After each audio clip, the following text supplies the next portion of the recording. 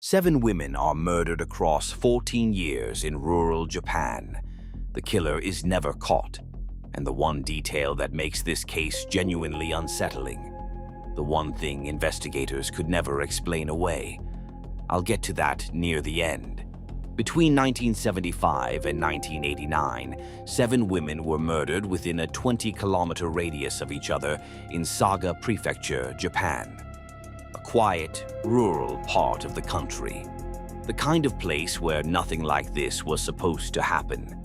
Japan has a reported 99% conviction rate. Violent crime is rare.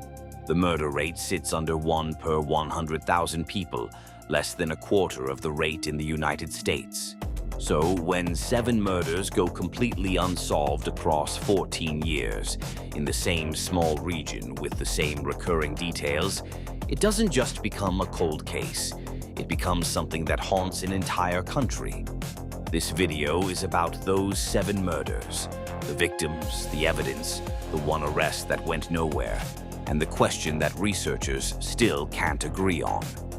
I've gone through everything documented on this case, and there are details here that most English language coverage completely glosses over.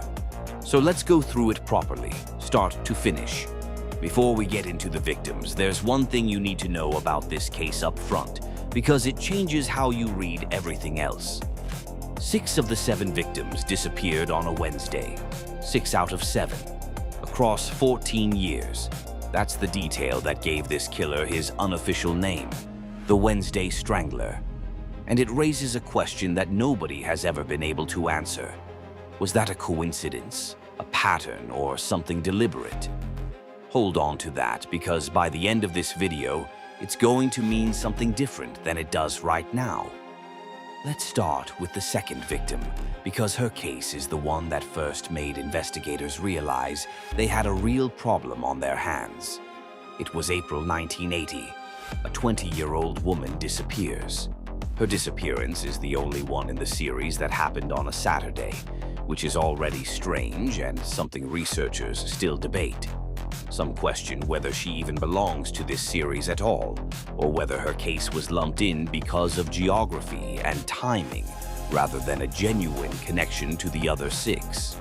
Her body was found in a bathroom of a local elementary school in June 1980. An elementary school bathroom.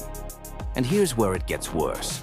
Because that same month, while police were already processing that scene, they found something else. On August 27, 1975, a 12-year-old junior high school student named Tomiko Yamasaki had disappeared from her home. Her skeletal remains were found on June 27, 1980, in one of the poolside septic tanks at Suko Elementary School in Shiroishi, Saga, while police were searching for clues about the second victim. So, in the span of 3 days, investigators found remains from 2 different victims at 2 different elementary schools, 5 years apart. The first girl had been missing since 1975. Nobody knew where she was, and she had been hidden in a septic tank beside a school swimming pool the entire time. Let's go back to that first disappearance because the details of it are the kind that stay with you. It was a Wednesday evening in August 1975. 12-year-old Tomiko was home alone. The TV was left running. Her shoes were still by the door. A neighbor's daughter reported seeing an unidentified man forcing the girl into a vehicle. That was the last confirmed sighting of her alive, and her body wasn't found for nearly 5 years. 5 years in a septic tank beside a school that children went to every single day. A witness saw it happen. A man, a vehicle, a child being taken. And still, nothing. No arrest, no suspect named. The case went cold almost immediately, and the community had no idea that it was only just beginning. The third victim disappeared in October 1981. She was 27, worked at a factory. But before she vanished, something odd happened that was never fully explained. She reportedly missed 4 days of work, telling people she was home caring for her sick mother. Whether that was true, whether something was already wrong, or whether she was simply covering for something else, Nobody ever found out. She disappeared on October 7, 1981, and her body was found about 3 weeks later in a vacant lot. She had been strangled with a power cord, according to investigators. And unlike most of the other victims, she was found fully clothed, with no signs of sexual assault. That made her the exception in the series, which is one of the reasons some researchers flag her case as potentially distinct, though most still include her in the overall pattern.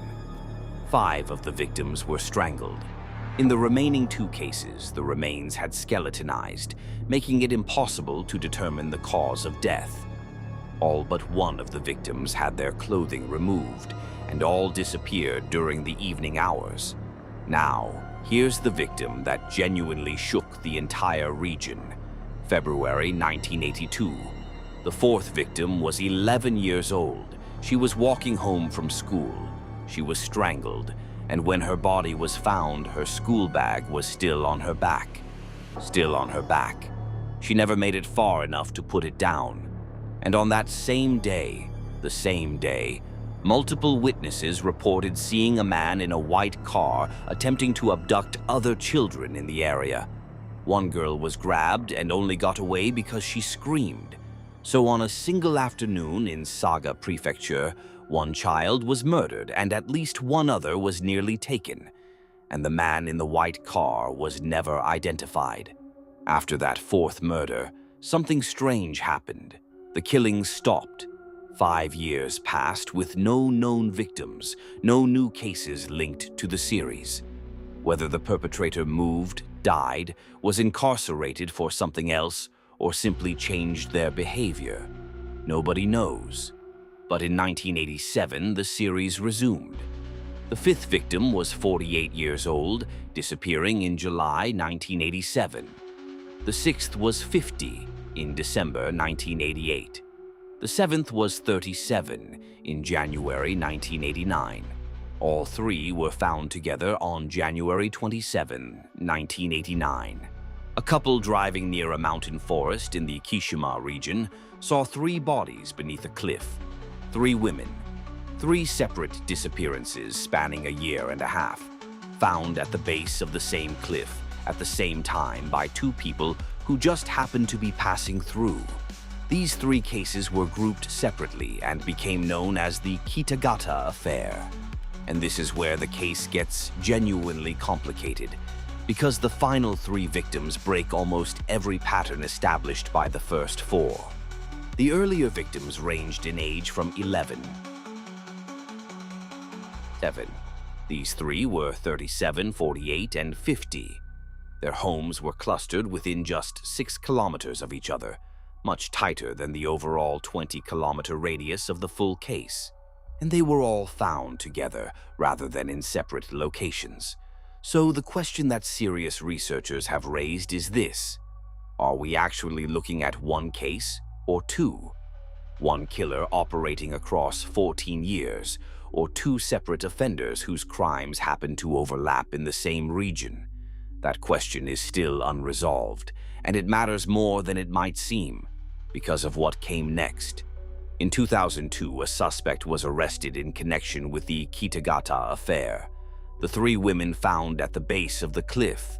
3 of the murder cases were prosecuted under the Kitagata affair. However, the man was found to be innocent and promptly acquitted, leaving the cases unsolved. The Fukuoka High Court acquitted him in 2005. The police pointed out this suspect, but he was acquitted, and it became associated with false accusation cases. The only arrest in the entire 14-year series, and it ended in acquittal. So here's where things stand legally, and this is the part that most people don't know. Even if someone came forward tomorrow with conclusive evidence about the first 4 murders, the 12-year-old, the 20-year-old, the factory worker, the 11-year-old walking home from school, the statute of limitations on those cases has already expired. Prosecution for those specific killings may no longer be legally possible at all. The families of those 4 victims may never see a day in court, regardless of what new evidence surfaces. Before we get to the final piece of this, the Wednesday pattern and what it might actually tell us, if you've made it this far, you're clearly someone who finds this stuff as compelling as I do. There's a playlist of cases just like this one, sitting right next to this video. Cases with similar patterns, similar dead ends, and similar questions that nobody has been able to answer. Drop a comment below with your theory on this case. Seriously, the discussion in the comments on these videos is always worth reading, and your take might be the one that makes someone see this differently. Subscribe if you want more of this. I cover cold cases that deserve more attention than they get. Now, back to the Wednesday pattern. Because this is the thing that I promised you at the start, and it lands differently once you've heard the full case. 6 of the 7 victims went missing on a Wednesday, which is how this case earned the name Wednesday Strangler. That's not a coincidence in any statistical sense. 6 out of 7 across 14 years in a relatively small geographic area. That kind of consistency implies planning. It implies that whoever did this had a specific window, a Wednesday evening, when their schedule, their access, or their circumstances made it possible. Maybe it was a work schedule. Maybe it was a day when they knew certain people would be alone. Maybe it was something more deliberate than that. We don't know. But here's the part that cuts deepest. If the final 3 victims, the Kitagata affair, were the work of a different person entirely, then the Wednesday pattern belongs exclusively to the first 4 murders. An 11-year-old, a 12-year-old, a 20-year-old, a 27-year-old. 4 victims, 4 Wednesdays, 1 killer who was never found, and cases that can no longer be prosecuted. The pattern is the only thing left, and even that doesn't give us a name. This is a female serial murder case that occurred in the Saga Prefecture area between 1975 and 1989. It remains unsolved even though 7 people were murdered, 7 women, 7 families, 1 killer or possibly 2. 0 convictions, and a statute of limitations that quietly closed the door on justice for the earliest victims while most of the world wasn't paying attention. The case is still officially open for the final 3 murders. Whether anyone will ever be charged, whether the right person will ever be charged, is something nobody can say. What we do know is that somewhere in Saga Prefecture for 14 years, someone knew which day to choose, and they were never wrong. If this case is new to you, the comment section is the place to be right now. People are already breaking down the timeline and the suspect theories. And if you want to go deeper on Japan's unsolved cases, the next video is right there. It's worth your time.